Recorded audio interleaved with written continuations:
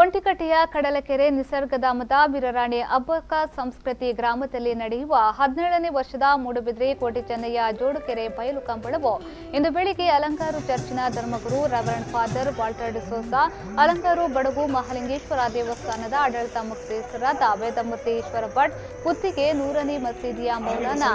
ಜಿಯಾವುಲ್ಲಾ ಮತ್ತು ಚೌಟರ ಅರಮನೆಯ ಕುಲದೀಪ್ ಎಂ ಅವರು ಕಂಬಳದ ಕರೆಗೆ ದೇವಸ್ಥಾನಗಳ ಪ್ರಸಾದವನ್ನು ಪ್ರೋಕ್ಷಣೆ ಮಾಡಿ ದೀಪ ಬೆಳಗಿಸುವ ಮೂಲಕ ಚಾಲನೆಯನ್ನ ನೀಡಿ ಆಶೀರ್ವಚನ ನೀಡಿದರು. ಮೂಡುಬಿದ್ರೆ ಜೈನ ಮಠದ ಭಟ್ಟಾರಕ ಚಾರುಕೀರ್ತಿ ಸ್ವಾಮೀಜಿ ವೀರರಾಣಿ ಅಬ್ಬಕ್ಕ ಪ್ರತಿಮೆಗೆ ಸಂಪ್ರೋಕ್ಷಣೆ ಸಹಿತ ಪ್ರಾರ್ಥನೆ ಸಲ್ಲಿಸಿ ಮಾತನಾಡಿ, ವೀರರಾಣಿ ಅಬ್ಬಕ್ಕ ಸಂಸ್ಕೃತಿ ಗ್ರಾಮವಾಗಿರುವ ಕಡಲಕೆರೆಯ ಆವರಣದಲ್ಲಿ ಮೂಡುಬಿದ್ರೆಯ ಹೆಮ್ಮೆಯ ಮಗಳು ಅಬ್ಬಕ್ಕಳ ಪ್ರತಿಭೆಯನ್ನ ನಿರ್ಮಿಸಿರುವುದು ಸಂತಸದ ವಿಷಯವಾಗಿದೆ. ಅದು ಕಂಬಳ ನಡೆಯುವ ಸಂದರ್ಭದಲ್ಲಿ ಮುಖ್ಯಮಂತ್ರಿಯವರಿಂದ ಅನಾವರಣಗೊಳಿಸಿರುವುದು ಎಲ್ಲರಿಗೂ ಹೆಮ್ಮೆ ಎಂದರು.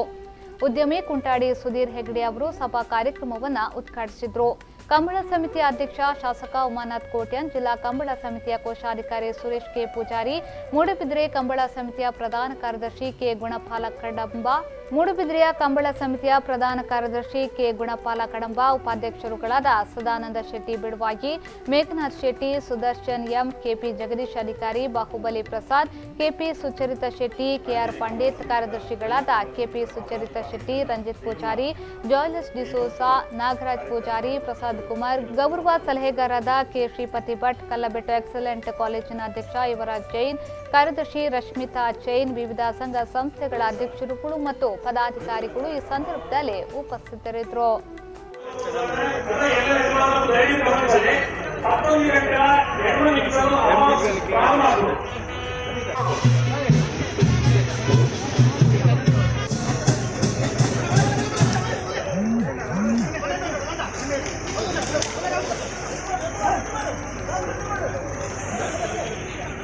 ಸಂದೀಪ್